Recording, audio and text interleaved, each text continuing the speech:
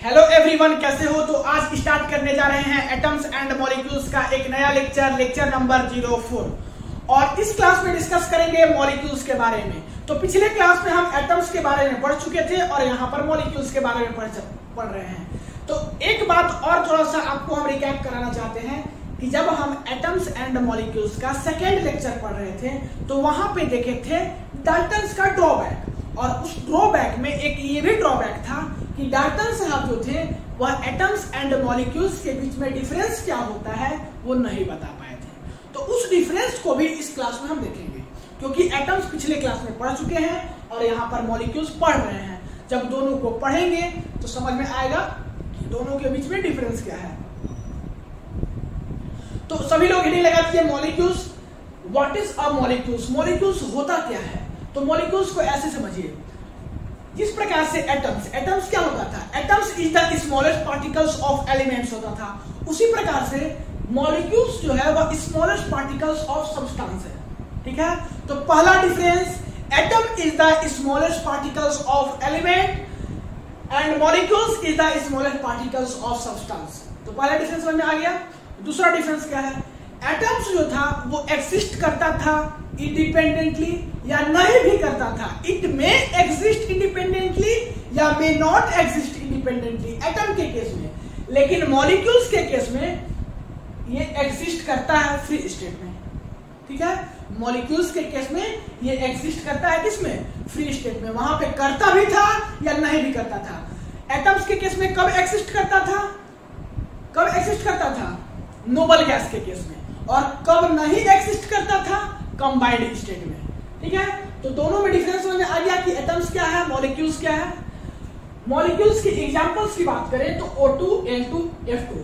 यहां पर देखिए ऑक्सीजन का 2 एटम मिलकर के बनाया हुआ है O2, तो इसी को क्या बोलेंगे? मॉलिक्यूल्स। उसी प्रकार से नाइट्रोजन का 2 एटम मिलकर बनाया हुआ है N2, तो इसको बोलेंगे मॉलिक्यूल्स। F2 उसी प्रकार से। अब बात करते हैं कि मॉलिक्यूल्स जो है वो 2 फॉर्म में एग्जिस्ट होता है, एक मॉलिक्यूल्स ऑफ एलिमेंट और एक मॉलिक्यूल्स ऑफ कंपाउंड्स। तो मॉलिक्यूल्स ऑफ एलिमेंट्स क्या होता है? जब सेम टाइप के एलिमेंट्स का एटम्स कंबाइंड होकर के मॉलिक्यूल्स बनाए तो उसको बोलेंगे मॉलिक्यूल्स ऑफ एलिमेंट्स। वही बात लिखा हुआ है, the molecules of elements contains 2 और more similar atoms chemically combined. 2 atoms same element का 2 एटम्स केमिकली कंबाइंड होकर के और एक मॉलिक्यूल्स बनाए तो उसको बोलेंगे मॉलिक्यूल्स ऑफ एलिमेंट। आप यहां पर देख रहे होंगे इसके एग्जांपल में ऑक्सीजन O2। तो O2 जो है क्या है? O2 जो है वह 2 सिमिलर एलिमेंट्स के एटम्स से कंबाइंड होकर के बना है। उसी प्रकार से हाइड्रोजन 2 सिमिलर एलिमेंट्स के एटम्स से कंबाइंड होकर के बना है। ओजोन की बात करें तो 3 सिमिलर एलिमेंट्स के एटम्स से कंबाइंड होकर के बना है O3। और ये ओजोन, इसका नाम क्या होता है? O3। और ये केमिकल ऑफ द डे भी है ओजोन, तो इसको आप याद कर लीजिएगा। आज का एक नया केमिकल्स जो कि O3 ओजोन, जो कोई जानता होगा ठीक है, नहीं जानता होगा तो इसको पता याद कर लेना। तो सेम टाइप ऑफ एलिमेंट्स के एटम्स से मिलकर के जो नया कंबाइंड होगा जो मॉलिक्यूल्स, उसको बोलेंगे मॉलिक्यूल्स ऑफ एलिमेंट्स। तो कैसे हम कैलकुलेट किए कि 2 एटम या 3 एटम्स सिमिलर एलिमेंट्स का एटम्स कंबाइंड होकर के बना है? तो इसी कॉन्सेप्ट से एक नया वर्ड मीनिंग आया, एटॉमिसिटी। नहीं, तो एटॉमिसिटी क्या होता है? Number of atoms of same element that exist in molecules. किसी भी मॉलिक्यूल्स में एक एलिमेंट्स का डिफरेंट एटम्स कंबाइंड हुआ हो तो उसी को बोलेंगे एटॉमिसिटी। मतलब की बात करते हैं O3 की, ओजोन की, तो ऑक्सीजन में एक ही एलिमेंट्स, ऑक्सीजन क्या है? एक एलिमेंट्स है, उसी का 3 एटम्स मिलकर के बनाया है O3। और इसमें बात करें कि जो एटम, जितना एटम्स मिलकर के बनाया है O3 वही इसका एटॉमिसिटी है। तो यहाँ पर ऑक्सीजन का 3 एटम मिलकर बनाया हुआ है O3, तो इसका एटॉमिसिटी हो गया 3। उसी प्रकार से फास्फोरस में P4, इसमें फास्फोरस का 4 एटम मिलकर बनाया हुआ है P4, तो इसको बोलेंगे, इसका एटॉमिसिटी क्या बोलेंगे? एटॉमिसिटी 4 है। उसी प्रकार से सल्फर में 8 सल्फर एटम मिलकर के एक मॉलिक्यूल्स बना है S8, उसमें एटॉमिसिटी निकालेंगे तो इसका एटॉमिसिटी कितना हो जाएगा, 8 हो जाएगा। तो ये था एटॉमिसिटी का कॉन्सेप्ट।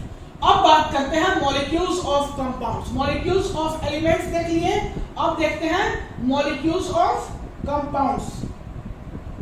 ठीक है, तो मॉलिक्यूल्स ऑफ कंपाउंड्स देखते हैं। मॉलिक्यूल्स ऑफ कंपाउंड्स क्या है, दो डिफरेंट एलिमेंट्स के एटम्स से कंबाइंड होकर के जो नया मॉलिक्यूल्स बनेगा उसी को बोलेंगे मॉलिक्यूल्स ऑफ कंपाउंड्स। दोनों में क्या डिफरेंस है, यहां पर सेम एलिमेंट्स का एटम्स कंबाइंड होगा और क्या बनाएगा, एक मॉलिक्यूल्स बनाएगा। लेकिन यहां पर जो है वह डिफरेंट एलिमेंट्स का एटम्स कंबाइंड होगा और बनाएगा एक नया मॉलिक्यूल्स। तो वही बात हो रहा है यहाँ पे कि इट हैज टू और more different type of atoms chemically combined together to we get molecules of compound. मतलब कि यहाँ पे आप O2, O3 ये सब एग्जांपल नहीं कर सकते। वो इसलिए एग्जांपल नहीं होगा क्योंकि वो सेम एलिमेंट्स का एटम्स से मिलकर बना था। तो वो था मॉलिक्यूल्स ऑफ एलिमेंट्स, और मॉलिक्यूल्स ऑफ कंपाउंड्स में दो डिफरेंट एलिमेंट्स के एटम्स थे। जैसे कि बात करते हैं HCl का, तो इसमें दो एलिमेंट्स है, एक H और एक Cl। दो एलिमेंट्स का एटम्स क्या हुआ, कंबाइंड हुआ और एक नया मॉलिक्यूल्स बनाया। H2O की बात करें तो इसमें भी दो एलिमेंट्स है, एक हाइड्रोजन और एक ऑक्सीजन। भले ही वो अलग बात है कि हाइड्रोजन का दो एटम और ऑक्सीजन का एक एटम कंबाइंड होकर के मॉलिक्यूल्स बनाया, लेकिन फाइनली जो है वह दो एलिमेंट्स का एटम्स कंबाइंड हुआ है। CO2 उसी प्रकार से, CO उसी प्रकार से। तो ये सब एग्जांपल हुआ मॉलिक्यूल्स ऑफ कंपाउंड्स का। अब बात करते हैं मॉलिक्यूलर मास की। जिस प्रकार से आपका पढ़ने के लिए था एटॉमिक मास, उसी प्रकार से है मॉलिक्यूलर मास। एटॉमिक मास क्या होता था, एटम का मास। उसी प्रकार से मॉलिक्यूलर मास क्या होगा, मॉलिक्यूल्स का मास। नहीं, एटॉमिक मास को एक्सप्रेस करते थे AMU में, एटॉमिक मास यूनिट में। नहीं, तो एटॉमिक मास ऑफ हाइड्रोजन होता था आपका 1 AMU। Atomic mass of hydrogen कितना होता था, 1 AMU। तो आपसे पूछा जाए कि एटॉमिक मास ऑफ हाइड्रोजन, तो आप बता दोगे कि 1 AMU। लेकिन आपसे पूछ ले कि मॉलिक्यूलर मास ऑफ हाइड्रोजन, तो आपको क्या समझना है, मॉलिक्यूलर मास कहने का मतलब कि H2 समझना है। Hydrogen molecular mass of hydrogen कहने का मतलब कि H2, और molecular mass of atomic mass of hydrogen होता था 1 AMU। तो मॉलिक्यूलर मास ऑफ हाइड्रोजन कितना हो जाएगा, दो एटम्स है तो 2 × 1 हो जाएगा, तो 2 × 1 2 AMU हो जाएगा। उसी प्रकार से मॉलिक्यूलर मास ऑफ O2 कितना होगा, एटॉमिक मास ऑफ ऑक्सीजन कितना होता था 16 AMU। तो मॉलिक्यूलर मास ऑफ O2 कितना होगा, ऑक्सीजन कितना होगा, तो 16 × 2। ऐसा क्यों, क्योंकि दो ऑक्सीजन का एटम पार्टिसिपेट किया है, तो 32 AMU हो जाएगा। ठीक है, तो ये था एटॉमिक मास और मॉलिक्यूलर मास में डिफरेंस। ये जो है वह एटॉमिक मास मॉलिक्यूलर मास को रिलेटिव मॉलिक्यूलर मास में एक्सप्रेस किया, वो भी किसके टर्म में, 1/12 कार्बन के टर्म में। अब बात करते हैं एक नया टर्म जो कि है gram atomic mass and gram molecular mass. ये एटॉमिक मास और मॉलिक्यूलर मास के आगे केवल ग्राम लगा हुआ है, इसका क्या मतलब, नहीं, एटॉमिक मास हम पढ़ चुके थे, मॉलिक्यूलर मास भी हम पढ़ चुके हैं। अब देखते हैं कि इसके आगे ग्राम लगा देना है, इससे क्या होगा।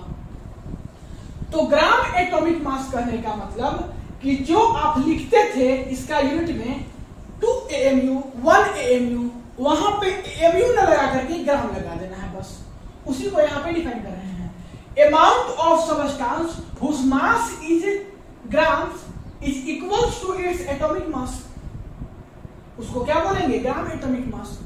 जैसे कि बात कर रहे थे सबसे पहले हम gram atomic mass of oxygen की, तो 16 ग्राम होगा। अगर एटॉमिक मास ऑफ ऑक्सीजन की बात करते थे सबसे पहले हम केवल क्या पढ़े थे, एटॉमिक मास ऑफ ऑक्सीजन, तो वहां पे देखे थे कि एटॉमिक मास ऑफ ऑक्सीजन जो होता है वो होता था 16 AMU। लेकिन ग्राम लगाने का मतलब कि इस 16 AMU को न लगा करके केवल 16 ग्राम लिख देंगे। ठीक है, उसी प्रकार से हाइड्रोजन का क्या होगा, ग्राम एटॉमिक मास 1 ग्राम। कैसे होता था, atomic mass of hydrogen 1 AMU, लेकिन आगे लग गया है ग्राम, इसी के कारण यहां पे लग जाएगा AMU की जगह पे ग्राम। मतलब कि AMU को हटा करके केवल ग्राम लगा देंगे तो ग्राम एटॉमिक मास हो जाएगा। उसी प्रकार से नाइट्रोजन 14 AMU होता था तो 14 ग्राम लगा देंगे। नया एक और टर्म है ग्राम मोलिकुलर मास, ठीक है। तो मॉलिक्यूल्स में जो AMU लगेगा उसको रिप्लेस करके ग्राम लगा देंगे। तो वही बात लिखा हुआ है कि amount of substance whose mass is gram is equals to its molecular mass. मतलब करना क्या है कि जो मॉलिक्यूल्स का मास AMU में होता था उसको बस एक्सचेंज करके और वहां पे ग्राम लगा देना है। जैसे कि मॉलिक्यूलर मास ऑफ हाइड्रोजन क्या देखे थे कि होता है 2 AMU, लेकिन यहाँ पे क्या करना है कि ग्राम लगा दिया है, इसी के चलते molecular mass gram molecular mass क्या लिखना है 2 ग्राम हाइड्रोजन का। उसी प्रकार से नाइट्रोजन का 14 × 2 तो 28 ग्राम। तो ये चीज समझ में आ गया कि ग्राम एटॉमिक मास क्या होता है और मॉलिक्यूलर एटॉमिक मास क्या होता है। ये जो ग्राम एटॉमिक मास और molecular atomic gram atomic mass और ग्राम मोलिकुलर मास ये फेमस इसलिए हुआ कि जो आपके नॉर्मल घर में विंग मशीन होता है जिसमें कि आप अपना वेट को क्या करते हो मेजर करते हो, तो उसमें आसानी से ग्राम को हम मेजर कर सकते हैं क्या, AMU को मेजर कर सकते हैं क्या, नहीं कर सकते। तो इस चीज को देखते हुए साइंटिस्ट जो है वो ग्राम का कॉन्सेप्ट यूज किए, जिसको हम आसानी से मेजर कर सकते हैं लेकिन इसको मेजर नहीं कर सकते हैं। इसी के कारण ये जो दो कॉन्सेप्ट है एटॉमिक और मोलिकुलर मास के आगे ग्राम वाला, ये जो है आपका अभी चल रहा है फेमस। तो यही था आपका इस लेक्चर में। तो पढ़ाई करते रहिए, मिलते हैं अगले क्लास में, तब तक के लिए गुड बाय।